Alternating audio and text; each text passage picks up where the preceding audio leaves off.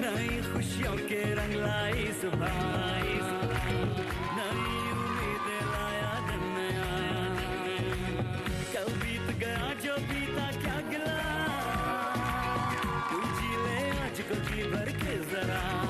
खुशी दे खुशी ले, ये लम्हे खुल के जी ले।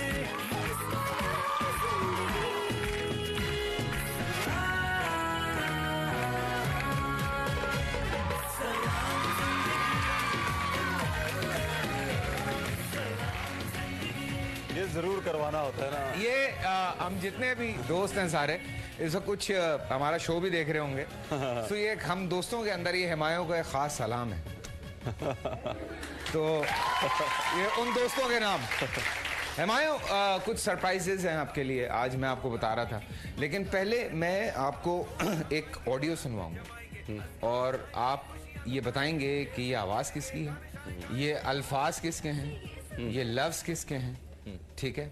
सो ये ऑडियो आप जरा सुने, ये गाना मेरा बंद करें और ऑडियो लगाएं जरा। ये आप बताएंगे कि लफ्ज़ ये अल्फाज किसके हैं। खुश तो है हम भी जवानों की तरक्की से, मगर लबे खंदान से निकल जाती है फरियाद भी साथ। इससे एक बात तो साबित होती है कि हमारे मुल्क की नौजवान नस्ल बहुत मेहनती है और खुदा के फजलो करम से उनका दिमाग इतना रोशन है कि तरक्की के मनाजिल इनके जेर पा हैं। तरक्की मेहनत से और मेहनत नौजवानों से ताबीर है। इनकी ये तरक्कियां तो खैर बाइसे तहसीन हैं, मगर इन तरक्कियों के पस मंजर में वो खामोश तूफान उमटता हुआ नजर आ रहा है जिसकी जद में रोशन चिराग हैं। इन रोशन जहनों को सही सिमत की तरफ राग़िब करना असल मसला है। अल्फाज, ये लफ्ज़, ये तहरीर किसकी है? हाँ, ये आपके लिए इम्तिहान है। यार कहाँ बैठा रहे हो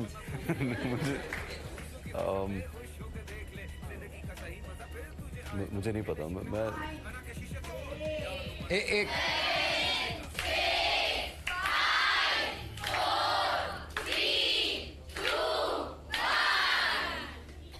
ये तस्वीर आप देखिए, ये किसके हाथों की तहरीर थी, ये मजबून नवेसी किसकी थी? ये इस बच्चे का नाम था हिमायू सईद, 9वीं क्लास में। बहुत सारी तालियां।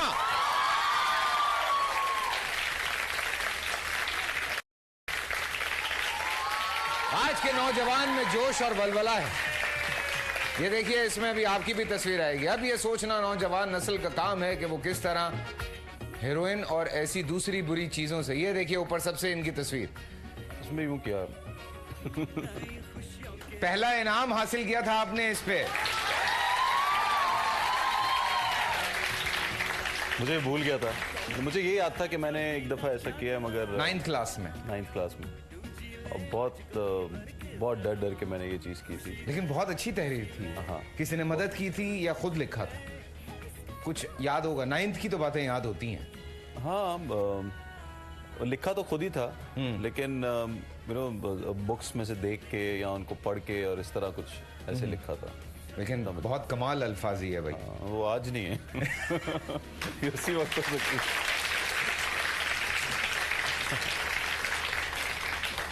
अच्छा, स्कूल लाइफ में जैसे स्कूल से आप पढ़े, वहाँ पे ऑब्वियसली टीचर्स होते हैं जिनके साथ आपकी इन्वॉल्वमेंट होती है, दोस्ती होती है या बहुत प्यार होता है, कोई फेवरेट टीचर्स होती हैं। तो ऐसी कोई टीचर जिनके साथ बहुत ज़्यादा कोई बहुत फेवरेट टीचर हो आपकी?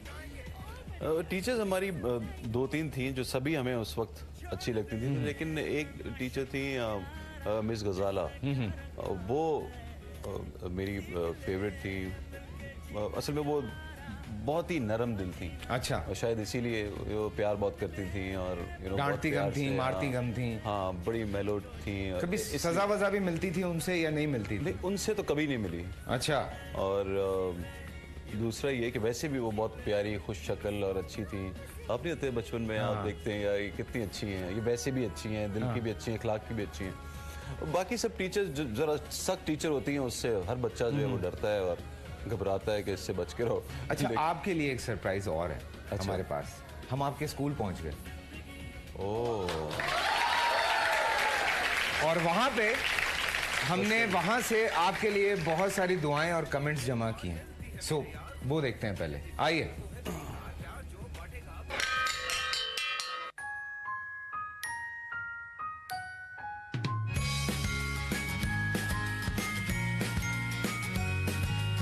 मेरा नाम फ़ज़ाला सलीम है और मैं साइंस पढ़ाती थी हुमायूं सईद को। As a student he was very outstanding और बहुत पोजीशन होल्डर्स में से था। पढ़ने में बहुत अच्छा था, बड़ा इंटेलिजेंट। हुमायूं की वालदा भी अक्सर आती थी, करीब ही रहते थे ये लोग। तो हुमायूं की तो मुझे याद नहीं है कि उन्होंने कोई बात की, लेकिन बाबर के लिए ज़्यादा फिक्रमंद रहती थी और टीचर्स से भी मिलती थी और ये कहती थी कि इसका ख्याल रखो, ये शरारती बहुत है। और मुझे नहीं याद पड़ता कि हुमायूं के लिए कभी कोई कंप्लेन आई है। मैं कि वो दिन याद आ रहे हैं कि ये छोटा होता था तो इसकी दादी इसके साथ आती थी और दादी इसको बहुत लाइक करती थी। आप यकीन करें, जब स्कूल एंटर होता था इसकी दादी आती थी और बाकायदा वहाँ बैठ जाती थी और छुट्टी में साथ ले जाती थी। हर बच्चे में एक टैलेंट होता है, चाहे वो खामोश हो या शैतान हो या कैसा भी हो, लेकिन एक टैलेंट होता है। तो आई थिंक सो कि he was an talented boy, जो उसका टैलेंट अब नज़र आ रहा है।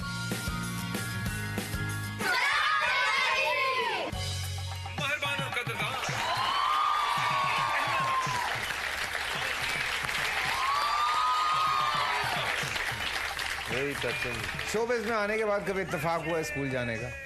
हाँ, एक दफ़ा। एक दफ़ा कभी टीचर से मिले दोबारा? कोई इवेंट था उसमें मैं गया था। अच्छा, टीचर हाँ, से मिला मिले? था मैं उधर, मुझे 3-4 टीचर्स मिले मुझे। अच्छा, और उसके बाद कोई मुलाकात वगैरह कितने अरसे से नहीं हुई? बहुत अरसे से नहीं हुई। चलें आज करवाता हूँ। प्लीज वेलकम मिसेस गजाला और उनके साथ हैं मिसेस शमशाद। खुशी भर के जरा खुशी दे, खुशी ले, ये लम्हे खुल के जी ले, इसका नाम जिंदगी।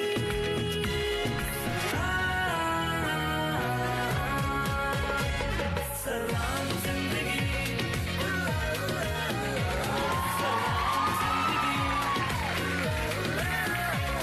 सलाम जिंदगी।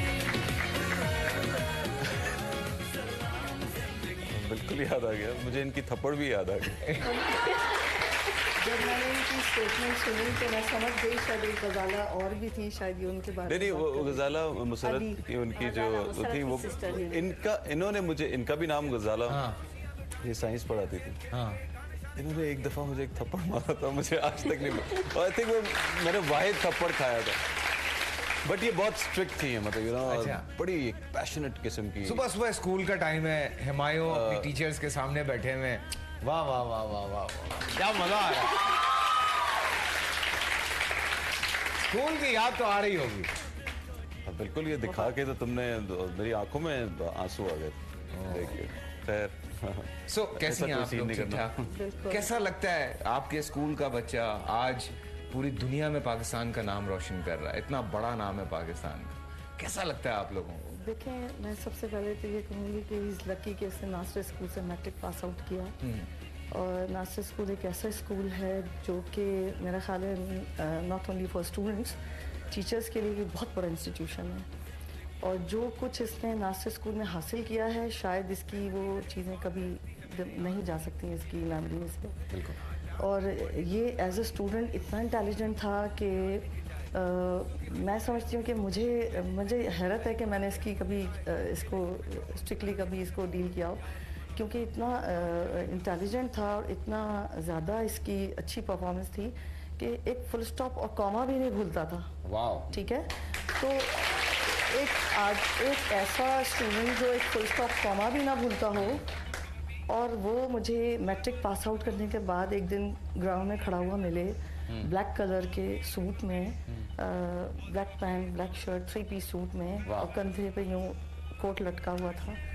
तो स्टाइल मैंने तो थे ना जी बचपन से, स्टाइल, हाँ। जी वो लेकिन ये वाली बात तो कभी पता ही नहीं थी कि मैं तो समझती थी कि ये किसी डॉक्टर या इंजीनियर, जैसा कि एक हमारा एक जनरल इंप्रेशन होता है कि जो इतना इंटेलिजेंट और आउटस्टैंडिंग स्टूडेंट हो तो हमेशा वो एक्टर definitely- बनेगा? जी हाँ वही ना। नहीं, वो ऐसी बात नहीं है कि वो एक्टर बनेगा, but still I would say कि मेरी इमेजिनेशंस भी नहीं हो सकती हैं आपकी कभी, कि आप सोच भी इमेजिन नहीं कर फिर आई वाज सकते वेरी कि शाय, मैं कभी स्टेज पे नहीं जाता था। मुझे याद है कि मुझे भी स्टेज पे जबरदस्ती हम लोग मिस लेकर गए मुशर्रफ थे ने- स्टेज जी, पर। जी, आप लोगों मुशर्रफ ने एक प्ले किया था, जी जी जी उसमें कि हमारे तुम को करो, मैं जबरदस्ती कहा नहीं, लेकर मुझे गए नहीं। थे। अच्छा। मतलब लेकिन इसको इसमें टैलेंट था, लेकिन हमने टैलेंट इसका बाहर छुपा हुआ था। छुपा हुआ था, हाँ छुपा हुआ था। अच्छा, वो टैलेंट खैर मेरे सामने कभी नहीं आया, लेकिन मुझे क्योंकि एज अ टीचर मैं इनको क्योंकि साइंस पढ़ाती थी और मैं खुद बड़ी इसके अंदर नॉलेज और बहुत ज़्यादा वो मेरा था अपना, तो मैं ये हर स्टूडेंट को बहुत जज करती थी कि वो आगे फ्यूचर में क्या करेगा जाकर। तो जब इसने मुझे ये कहा आया तो मैंने पूछा, उस दिन मैट्रिक कर चुका था ये, और मैं अपनी क्लास लेके आ रही थी, बाहर ग्राउंड में मुझे खड़ा मिला, मैंने पूछा कि आप कहाँ से आ रहे हैं इतने तैयार 3 पीस सूट के अंदर, ब्लैक कलर का सूट पहन के। इन्होंने कहा मैडम वो मैं गया था एफटीसी में मैंने अपना ऑडिशन दिया है और देखें। मैंने कहा तुमने ऑडिशन, वो किस लिए?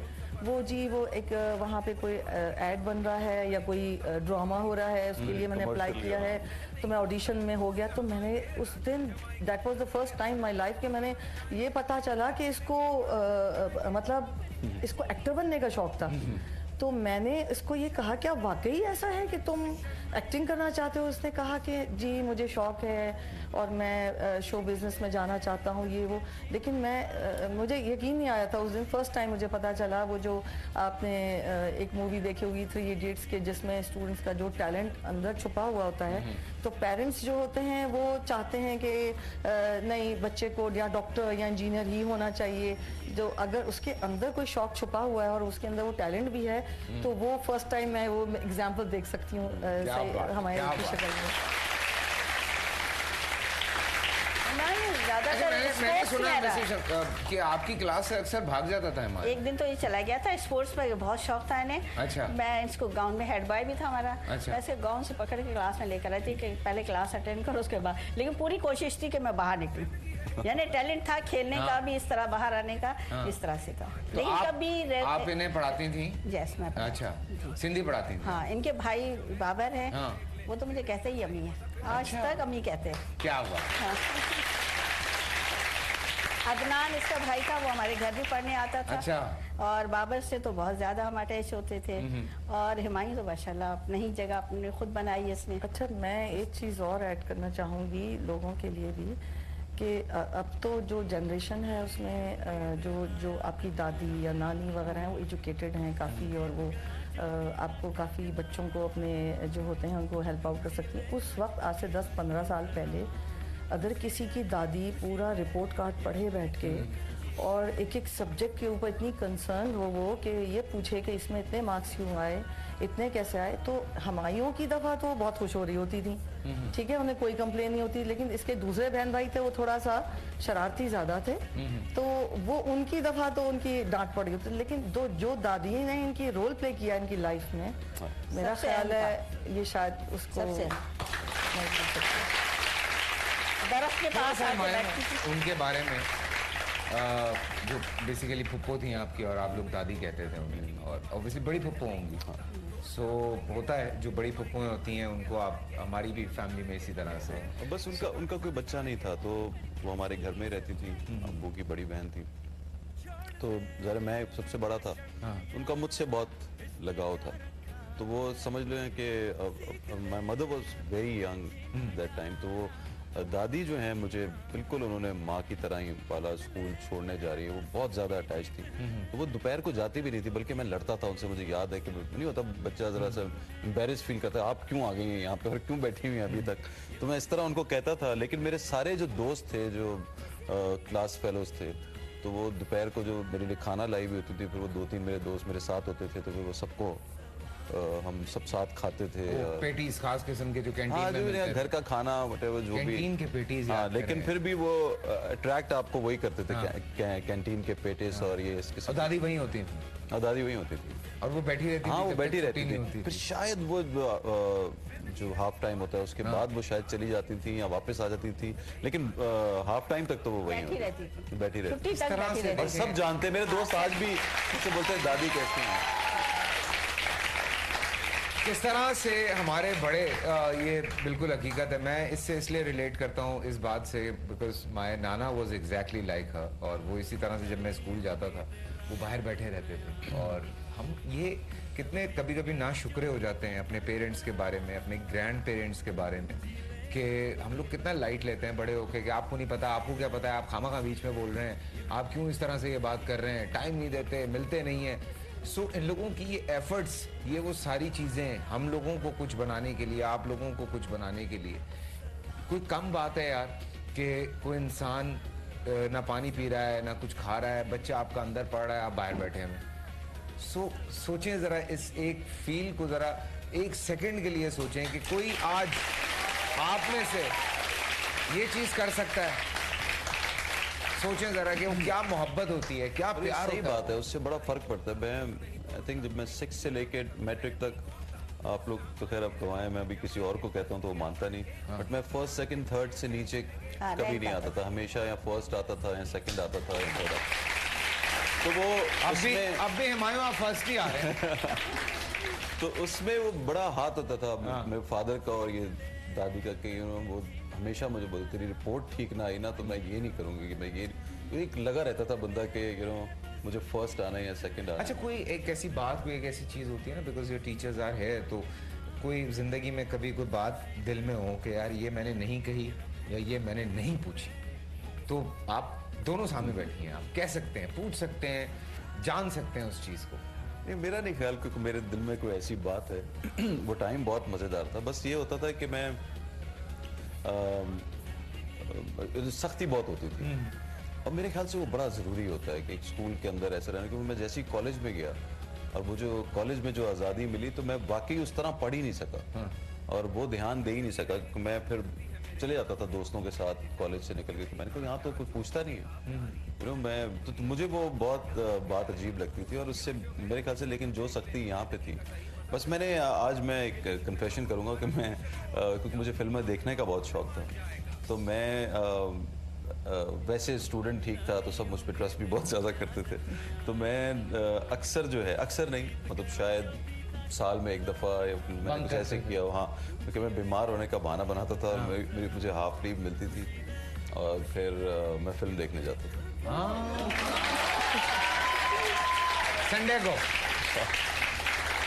को मैटिनी शो होता था। संडे नहीं, संडे तो नहीं, उस वक्त फ्राइडे की छुट्टी होती थी, संडे को मैटिनी नहीं शो होता था। वैसे भी दोपहर में होते दिन के। आप कुछ कहना चाहें हुमायूं के लिए, कोई एक बात, कोई एक ऐसी चीज़ जो आज बेतहाशा लोग देख रहे हैं, शायद उनको ना मालूम हो, जो हमें भी नहीं मालूम। मैंने जब इसकी पिक्चर देखी बिन रोए, तो मुझे वो पिक्चर से ज़्यादा इसका पूरा बचपन का रोल सामने आ रहा था, तो वो मैं याद कर रही थी कि यह वही बच्चा है जो हमारे ग्राउंड में खेलता था, हम उसको लेकर क्लास में बैठते थे, पढ़ाते थे। आज वो इतनी बड़ी स्क्रीन में है, हमें बहुत खुशी महसूस होती है, फ़ख्र है आज हमें अपने ऊपर कि हमें ऐसे तालिब इल्म निखार कर भेजे हैं कि आज अपने मुल्क का नाम रोशन कर रहे हैं। थैंक यू सो मच, आप दोनों का बहुत बहुत शुक्रिया, आप लोगों ने वक्त निकाला, और हुमायूं के लिए स्पेशली आप लोग यहाँ पर आए, मैं आप लोगों को शुक्रिया अदा करता हूँ। एंड आप लोगों को मैं एक बात बताऊँ, अभी हुमायूं के लिए कुछ और सरप्राइजेज भी हैं। सो हम छोटी सी एक ब्रेक पे जा रहे हैं, ब्रेक से वापस आते हैं और आज इन आँखों को हल्का हल्का नम ही रखते हैं। So will be right back after very short.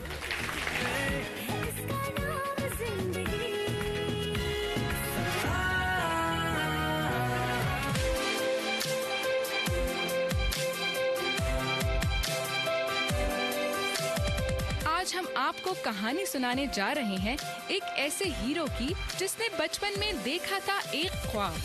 वो ख्वाब था सुपरस्टार बनने का। स्कूल में रहा वो काफी शर्मीला और ज़हीन, लेकिन ये ख्वाब उसे लेकर अक्सर जा पहुंचता था उसके प्यारे दोस्त अली के पास। दोस्तों की ये टीम रहती थी हमेशा साथ। अली ने अपने दोस्त के इस शौक को अपने भतीजे रऊफ लाला तक पहुंचाया और एक दिन ये लड़का पीटीवी तक जा ही पहुंचा।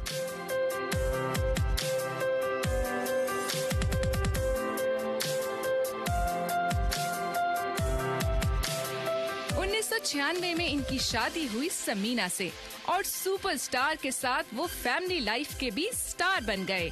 दिल के काफी कमजोर हैं, खास तौर पर दोस्तों के मामले में। अपना पहला अवार्ड भी अपने दोस्त अली के नाम किया। हुमायूं ने फिल्म जवानी फिर नहीं आनी में अपने और अपने दोस्तों के साथ को सामने रखा और ये कहानी इनकी जिंदगी के बहुत करीब है। आज खुलेंगे हम पर इनकी जिंदगी के वो राज जिन्हें याद करके ये खुद भी